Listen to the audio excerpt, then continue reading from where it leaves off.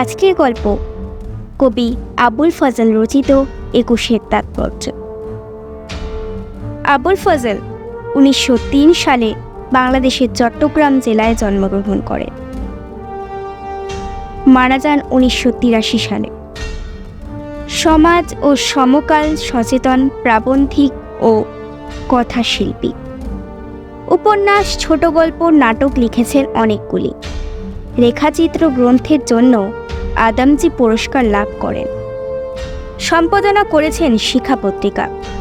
রচনাংশটি তার ২১ মানে মাথা নত না করা গ্রন্থ থেকে গৃহীত।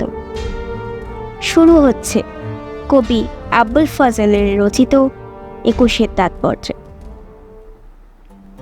ভাষা কি ও কেন? ভাষা দিয়ে কি হয় ব্যক্তি আর জাতির? ভাষা না হলে আর না থাকলে কি চলে না?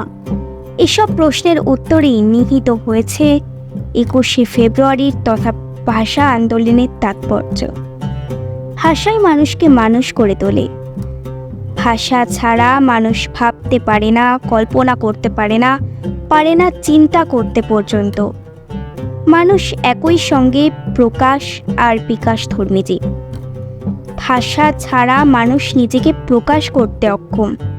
মানুষের সর্বাঙ্গীন প্রকাশও ভাষাকে অবলম্বন করেই ঘটে।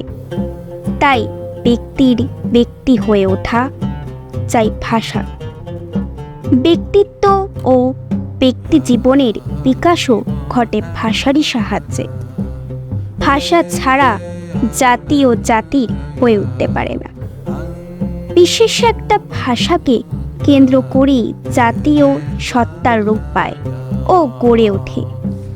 এই বিশেষ ভাষা যে মাতৃভাষা তাতে সন্দেহ নেই।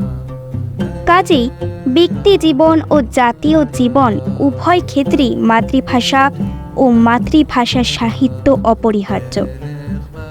জাতির সাহিত্য, শিল্প, সভ্যতা, সংস্কৃতি সবকিছুরই প্রাণ হচ্ছে তার মাতৃভাষা ও মাতৃভাষার সাহিত্য। তাই মাতৃভাষার ইজ্জত আর অস্তিত্ব নিয়ে কোনো আপোষ চলে না। প্রাণ আর রক্তের বিনিময় হলেও মাতৃভাষার দাবি প্রতিষ্ঠা করতে হয়। মাতৃভাষার দাবি স্বভাবের দাবি, মানুষ হিসেবে বেঁচে থাকার দাবি। এ দাবি প্রতিষ্ঠার সংগ্রামে ২১শে ফেব্রুয়ারি শহীদরা প্রাণ দিয়েছিলেন। প্রাণ দিয়ে তারা শুধু আমাদের মাতৃভাষা বাংলাকেই বাঁচাননি, আমাদের বাঁচার পথ করে দিয়েছেন। তাই তারা ও তাদের স্মৃতি চিরস্মরণীয়। ভাষার জন্য প্রাণ দেওয়ার এমন অন্যান্য দৃষ্টান্ত পৃথিবীর অন্য কোথাও নেই। ২১শে ফেব্রুয়ারি শহীদরা আমাদের অন্যান্য গৌরব ও আমাদের গর্ব।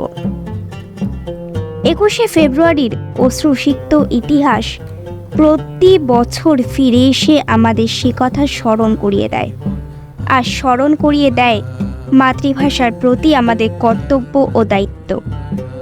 ২১শে ফেব্রুয়ারিকে সার্থক করতে হলে ২১শে ফেব্রুয়ারির এ তাৎপর্য বিষয়ে আমাদের সচেতন থাকতে হবে। বছরে শুধু একদিন নয়, সারা বছর ধরেই।